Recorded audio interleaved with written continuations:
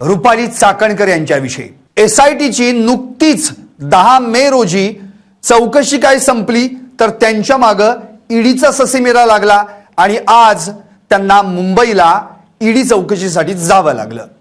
चौकशी तब्बल 8 तास चालली आणि त्यानंतर रुपाली चाकणकरांना जेव्हा माध्यमांनी विचारलं की काय काय विचारण्यात आलं त्यावर त्यांनी स्पष्ट केलेलं आहे की खरातशी आमचा कोणताही आर्थिक व्यवहार झालेला नाही। आता प्रसार माध्यमांना सगळ्यात महत्त्वाचा प्रश्न विचारायचा होता तो म्हणजे तुमचा खरात सोबत झालेला गुवाहाटी दौरा। त्यावर त्यांनी उत्तर दिलं की होय, जो फोटो व्हायरल झालेला आहे गुवाहाटी मधला त्यावेळी खरात त्याच्या फॅमिली सोबत त्याच्या माणसांसोबत त्याच्या घरातून तो गुवाहाटीला प्रवास करत आला होता आणि मी आणि आमची फॅमिली आम्ही पुण्यावरून प्रवास करून त्या ठिकाणी गुवाहाटीला गेलो होतो। आता याच्या आधी कधीही त्या ठिकाणी देवदर्शन आम्ही केलं नव्हतं। जर आपल्याला आपल्या गुरुसोबत देवदर्शन करायची संधी मिळतीये तर चांगलंच आहे, हा भाव आम्ही डोक्यात ठेवला आणि त्या ठिकाणी आम्ही दर्शन घेतलं।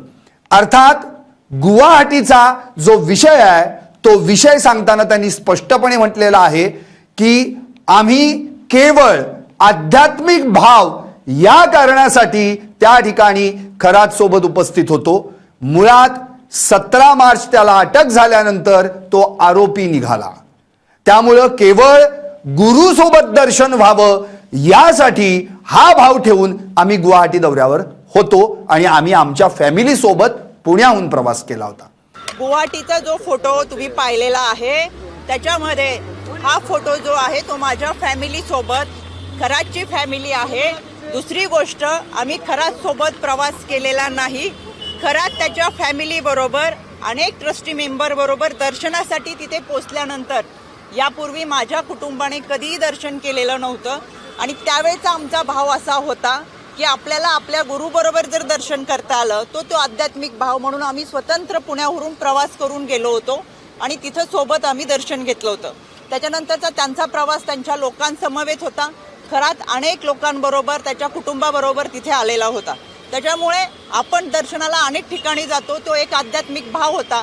17 तारखेला अरेस्ट केल्यानंतर लक्षात आलं की तो आरोपी आहे। तोपर्यंत खरं तर आपण पाहताय अनेक क्षेत्रातील अनेक मान्यवर हे त्याला गुरु मानत होते, दर्शनासाठी जात होते। तीच आमची भावना होती आणि एक प्रामाणिक श्रद्धा आम्ही ठेवली होती, त्याच्यामुळे साहजिक तो एक श्रद्धेचा भाग होता।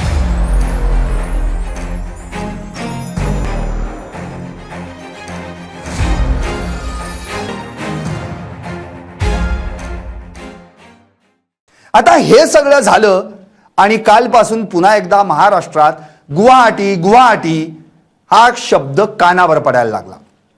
आता महाराष्ट्रात थोडंसं येऊयात आणि मग गुवाहाटीत जाऊयात। तत्कालीन मुख्यमंत्री आणि त्यांचे 40 आमदार गुवाहाटीला काय गेले, संपूर्ण महाराष्ट्रात फक्त आणि फक्त गुवाहाटीची चर्चा रंगली। काय झाडी, काय डोंगर, काय हाटील, समजा कसं ओके ओके। या शहाजी बापू पाटील यांच्या गाजलेल्या डायलॉगमुळे ही गुवाहाटी आणखी पुढली 2-3 वर्ष चर्चेत राहिली। पण काल रुपाली चाकणकरांचा भोंदू अशोक खरात सोबतचा दौरा बाहेर आला आणि गुवाहाटी पुन्हा एकदा चर्चेत आली। चाकणकरांना खरातनं गुवाहाटी दाखवली हे तर उघड झालंय। आत्ताच चाकणकरांना स्पष्टपणे जेव्हा प्रसार माध्यमांनी विचारलं तेव्हा त्यांनी क्लिअर केलं की होय, आम्ही गुरु सोबत दर्शन जर होत असेल तर काय बिघडलं म्हणून आम्ही त्या ठिकाणी गेलो होतो, पण आम्ही आमची फॅमिली पुण्याहून घेऊन गेलो होतो। खरात त्याच्या फॅमिली सोबत आणि माणसांसोबत त्याच्या घरातून निघून प्रवास करून गुवाहाटीला आला होता।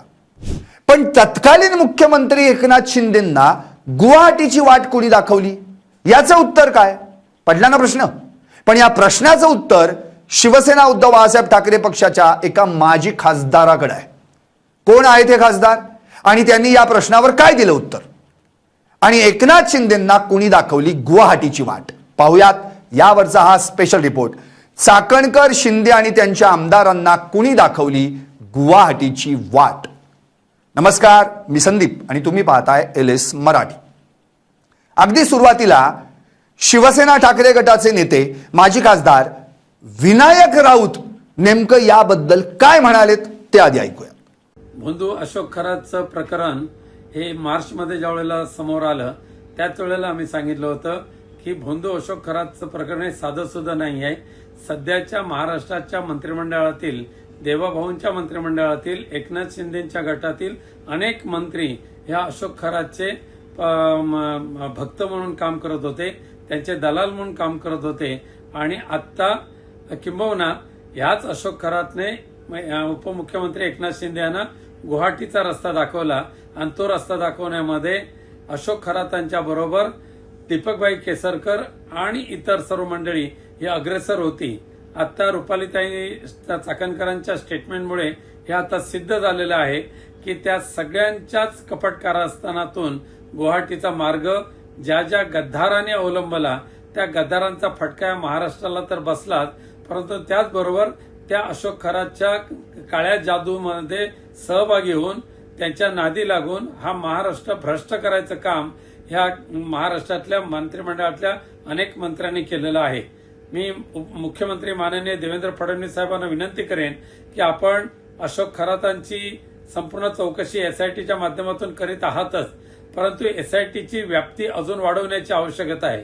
रुपालीताईंच्या स्टेटमेंटमुळे जे आमदारांचं, ज्या मंत्र्यांचं नाव पुढे आलेली आहेत, किंबहुना दीपकभाई केसरकरनी सुद्धा 39 आमदारांची नावं सांगितलेली आहेत, त्या सगळ्या आमदारांसहित जे मंत्री या काळ्या जादूमध्ये सहभागी झाले होते त्यांच्यावर तुम्ही अंधश्रद्धा प्रतिबंधक कायद्यान्वये किंवा जादूटोणा प्रतिबंधक कायद्यान्वये कारवाई करा, त्यांना मंत्रिमंडळातून ताबडतोब सस्पेंड करा आणि जे आमदार सुद्धा ह्या काळ्या जादूमध्ये सहभागी होते त्यांच्यावर सुद्धा जादूटोणा प्रतिबंधक कायद्यान्वये पोलीस कारवाई करा आणि त्यांची हकालपट्टी करा, हीच एक विनंती आहे. ऐकलत, भोंदू अशोक खरातचं प्रकरण साधं नाही, त्याचे धागेदोरे मंत्रिमंडळापर्यंत जाऊन पोचलेत असा आरोप विनायक राऊतांनी केलाय. विद्यमान मंत्रिमंडळातील अर्थात एकनाथ शिंदे गटाचे अनेक मंत्री या भोंदूचे भक्त आहेत. अशोक खरातनंच तत्कालीन मुख्यमंत्री एकनाथ शिंदे आणि इतर आमदारांना गुवाहाटीचा रस्ता दाखवला. यामध्ये माजी मंत्री दीपक केसरकर आणि इतर मंडळी आघाडीवर होती असंही विनायक राऊतांनी म्हटलंय. अनेक मंत्र्यांनी खरातच्या काळ्या जादूमध्ये सहभागी होऊन महाराष्ट्र भ्रष्ट करण्याचं काम केलंय. मुख्यमंत्री देवेंद्र फडणवीस यांनी या प्रकरणाच्या एसआयटीची चौकशीची व्याप्ती वाढवायला हवी. ज्या 39 आमदारांची आणि मंत्र्यांची नावं समोर आली आहेत त्यांच्यावर जादूटोणा प्रतिबंधक कायद्यान्वये कारवाई व्हायला हवी. संबंधित मंत्र्यांना मंत्रिमंडळातून तातडीनं निलंबित करण्यात यावं आणि सहभागी आमदारांची विधिमंडळातून हकालपट्टी करण्यात यावी. आता एकंदरीत विनायक राऊतांचं हे स्टेटमेंट पाहिलं तर याच्यातनं काय समोर येत आहे? पण एकनाथ शिंदेंना गुवाहाटीचा रस्ता कोणी दाखवला तर अशोक खरातनंच असं विनायक राऊतांनी म्हटलंय. आणि हे सगळं घडवून आणण्यात माजी मंत्री दीपक केसरकर आणि काही मंडळी आघाडीवर होती असाही आरोप त्यांनी केलाय. त्यामुळं आता आपल्याला जायला हवं एकनाथ शिंदेच्या गुवाहाटी दौऱ्याकडे. एकनाथ शिंदे यांचा गुवाहाटी दौरा आता जरा महाराष्ट्रात गाजलेला तो गुवाहाटी एपिसोड जो आहे त्याच्याकडेच जाऊयात. 20 जून 2022 विधान परिषद निवडणूक संपली आणि एकनाथ शिंदे 40 आणि अधिक आमदारांसह सुरतला निघून गेले. 22 जून 2022 पहाटे 3:30 वाजता ते सुरतहून विशेष विमानानं गुवाहाटीला रवाना झाले. 22 जून 2022 सकाळी 6:30 वाजता गुवाहाटी विमानतळावर पोहोचले. आता मुक्काम कुठे गेला? गुवाहाटीमधील रेडिसन ब्ल्यू या हॉटेलमध्ये. आता या हॉटेलचं नाव लक्षात ठेवा. आता ते तिथं किती दिवस मुक्कामी होते? 22 जून ते 29 जून 2022 म्हणजे एकूण 7 दिवस. आता 7 दिवस गुवाहाटीत त्या हॉटेल रेडिसन ब्ल्यू मध्ये काय काय चालत होतं अख्ख्या महाराष्ट्रानं पाहिलं. 29 जून 2022 रोजी संध्याकाळी गोव्याला रवाना झाले. 30 जून 2022 रोजी मुंबईत परतले आणि शिंदे यांनी मुख्यमंत्री पदाची शपथ घेतली. आमदार संख्या सुरुवातीला 35, नंतर 40, मग शिवसेना आमदार आणि मग अपक्ष असे म्हणून 50 आमदारांची भट्टी जमली आणि याच बंडानंतर उद्धव ठाकरे सरकार कोसळलं आणि मग 30 जून 2022 रोजी शिंदे फडणवीस सरकार स्थापन होऊन एकनाथ शिंदे महाराष्ट्राचे मुख्यमंत्री बनले. आता हा होता महाराष्ट्राच्या राजकारणात ओळखला जाणारा गुवाहाटी एपिसोड. पण हा गुवाहाटी दौरा होता एकनाथ शिंदे आणि त्यांच्या आमदारांचा. आता जरा रुपाली चाकणकर यांनी भोंदू अशोक खरात सोबत केलेला गुवाहाटी दौरा ऐकू. रुपाली चाकणकर यांचा गुवाहाटी दौरा. त्याचा कालावधी आहे 28 ऑगस्ट 2021 ते 30 ऑगस्ट 2021, म्हणजे 3 दिवस. म्हणजे एकनाथ शिंदे यांचा गुवाहाटी दौरा कधी होता? 22 जून ते 29 जून 2022, 7 दिवस. आणि रुपाली चाकणकरांचा दौरा 28 ऑगस्ट 2021 ते 30 ऑगस्ट 2021, 3 दिवस. आता या कालावधीत रुपाली चाकणकर आपली बहीण प्रतिभा चाकणकर सह अशोक खरात सोबत गुवाहाटीला गेल्या होत्या, अशा त्या फोटोतून व्हायरल झालेल्या त्या बातम्यांमधून देखील पुढे आलंय. पण आज त्यांनी स्पष्टपणे म्हटलेलं आहे की होय, आम्ही गुवाहाटीला गेलो होतो, पण आमच्या फॅमिलीसह प्रवास करून पुण्याहून गुवाहाटीला गेलो आणि तिकडून अशोक खरात त्याच्या फॅमिलीसह आणि काही माणसांना घेऊन नाशिकहून गुवाहाटीला आला. आता गुरुसोबत देवदर्शन होतंय म्हणून आम्ही इकडनं गेलो होतो आणि तो आध्यात्मिक भाव होता, पण 17 मार्च नंतर कळालं तो आरोपी आहे. आता प्रश्न असा आहे, रेडिसन ब्ल्यू म्हणजे या हॉटेलमधले जो फोटो व्हायरल होतोय, रुपाली चाकणकर त्यांची फॅमिली, खरात आणि त्याची फॅमिली, तो हॉटेल रेडिसन ब्ल्यू मधला आहे. आता मी मागच तुम्हाला म्हणालो होतो की हे नाव लक्षात ठेवा. हॉटेल रेडिसन ब्ल्यू म्हणजे काय आठवलं आता? पुन्हा गुवाहाटी, पुन्हा एकनाथ शिंदे आणि त्यांच्या आमदारांचा दौरा. म्हणजेच एकनाथ शिंदे यांच्या दौऱ्यापूर्वी 1 वर्ष आधी रुपाली चाकणकर आणि त्यांची फॅमिली, खरात आणि त्याची फॅमिली यांनी गुवाहाटीचा दौरा केला होता आणि त्या सर्वांचा मुक्काम होता हॉटेल रेडिसन ब्ल्यू. आणि मग 1 वर्षांनी, म्हणजे रुपाली चाकणकर यांच्या गुवाहाटीच्या दौऱ्यानंतर 1 वर्षांनी एकनाथ शिंदे आणि त्यांच्या आमदारांनी याच गुवाहाटीचा दौरा केला आणि ते देखील याच हॉटेलमध्ये थांबले होते, हॉटेल रेडिसन ब्ल्यू. आता हा योगायोगच म्हणायचा. तेच ते हॉटेल, काय झाडी, काय डोंगर, काय हाटील, समजा कसं ओके. आता शिंदेचा गुवाहाटी दौरा जून 2022 मध्ये, तर चाकणकर यांचा दौरा होता ऑगस्ट 2021 मध्ये. म्हणजे शिंदे गुवाहाटीला जाण्या अगोदर बरोबर 1 वर्ष आधी. त्यावेळी त्या राष्ट्रवादीच्या महिला प्रदेशाध्यक्ष होत्या, पण तेव्हा राष्ट्रवादीत फूट पडली नव्हती. 2021 एकसंध राष्ट्रवादी होती आणि गुवाहाटीला जाण्यापूर्वी 2 महिने अगोदर त्या पक्षाच्या महिला प्रदेशाध्यक्षा बनल्या होत्या. म्हणजे 21 जून 2021ला त्यांची महिला प्रदेशाध्यक्षपदी निवड झाली आणि 28 ऑगस्ट 2021ला त्या गुवाहाटीला गेल्या होत्या. आता 2023 मध्ये राष्ट्रवादीमध्ये फूट पडली.